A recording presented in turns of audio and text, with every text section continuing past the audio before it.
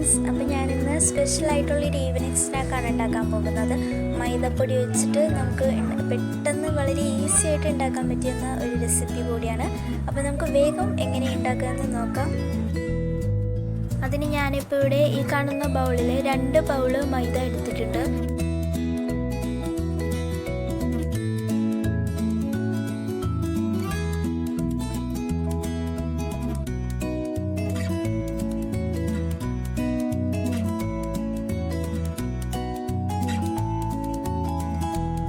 നമുക്ക് ഇതിലേക്ക് 1 table spoon oil ചേർത്ത് കൊടുക്കാം.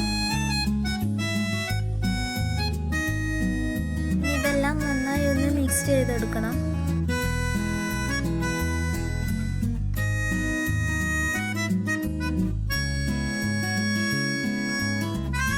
ഇനി നമുക്ക് നന്നായി തിളപ്പിച്ച വെള്ളം ചൂടോട് കൂടി പതിയെ ഒഴിച്ച് നമുക്കൊന്ന് മിക്സ് ചെയ്തൊന്ന് മാവ് റെഡിയാക്കി എടുക്കാം.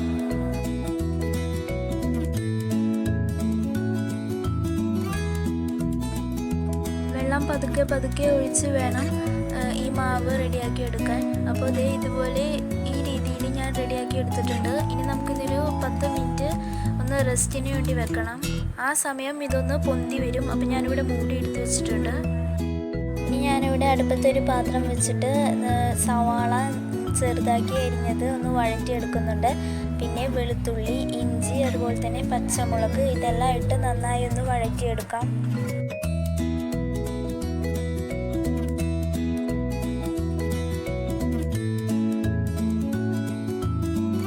പിന്നെ ഞാനിവിടെ ബീഫ് കുരുമുളക് പൊടി, മഞ്ഞൾപ്പൊടി, മുളക് പൊടി, ഉപ്പ് ഇട്ട് നന്നായി വേവിച്ചെടുത്തിട്ടുണ്ട്. അതൊന്ന് നമുക്ക് നന്നായി ഒന്ന് ഉടച്ചെടുക്കണം. ഞാനങ്ങനെ ഉടച്ചെടുത്ത് വെച്ചിട്ടുണ്ട്. ഇനി നന്നായി വഴറ്റിയെടുത്ത സവാളയിലേക്ക് നമുക്ക് ആവശ്യമുള്ള പൊടികൾ ചേർക്കണം. ഞാനിവിടെ 1 ടേബിൾ സ്പൂൺ മഞ്ഞൾപ്പൊടി, 2 ടേബിൾ സ്പൂൺ മുളക് പൊടി, 1 ടേബിൾ സ്പൂൺ മല്ലിപ്പൊടി,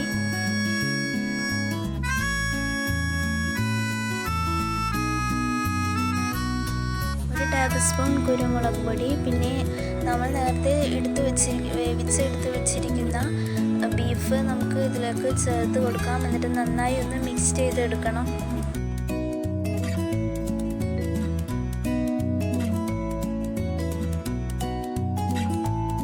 അപ്പോൾ നമ്മുടെ മസാല ഇവിടെ റെഡി ആയിട്ടുണ്ട്. നമുക്കതൊന്നെടുത്ത് മാറ്റി വെക്കാം. ഇനി നേരത്തെ തയ്യാറാക്കി വെച്ചിരിക്കുന്ന മാവ് എടുത്തുനിന്ന് നന്നായി പരത്തി എടുത്തിട്ടുണ്ട്. ഇനി ഇതൊന്ന് 4ആയിട്ട് നമുക്ക് കട്ട് ചെയ്തെടുക്കാം. ഇനി നേരത്തെ തയ്യാറാക്കി വെച്ചിരിക്കുന്ന മസാല നമുക്ക് ഇതിലോട്ടൊന്ന് ഫില്ല് ചെയ്ത് കൊടുക്കണം.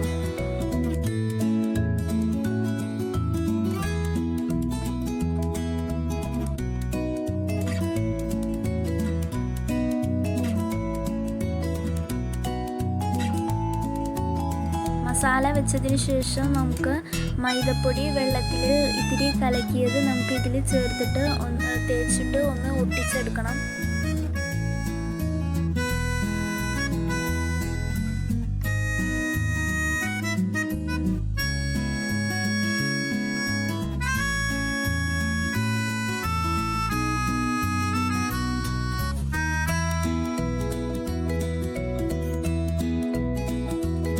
അങ്ങനെ ഞാനിപ്പോൾ ഇവിടെ എല്ലാം ചെയ്തെടുത്തിട്ടുണ്ട്. ഇനി നമുക്കിതൊന്ന് ഫ്രൈ ചെയ്തെടുക്കാം.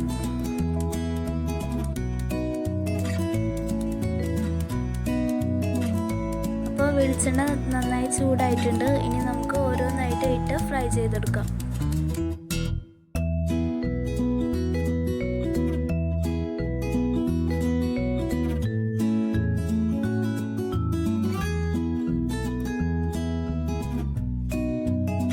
അപ്പോൾ ഒരു ബ്രൗൺ കളറൊക്കെ ആയപ്പോൾ എടുത്തിട്ടുണ്ട്. അപ്പോൾ നമ്മുടെ അടിപൊളിയായിട്ട് ഈസി ആയിട്ട് തയ്യാറാക്കാൻ പറ്റിയ ഒരു ഈവനിങ് സ്നാക്ക് റെഡി ആയിട്ടുണ്ട്. അപ്പോൾ എല്ലാവരും തീർച്ചയായും ട്രൈ ചെയ്ത് നോക്കണം.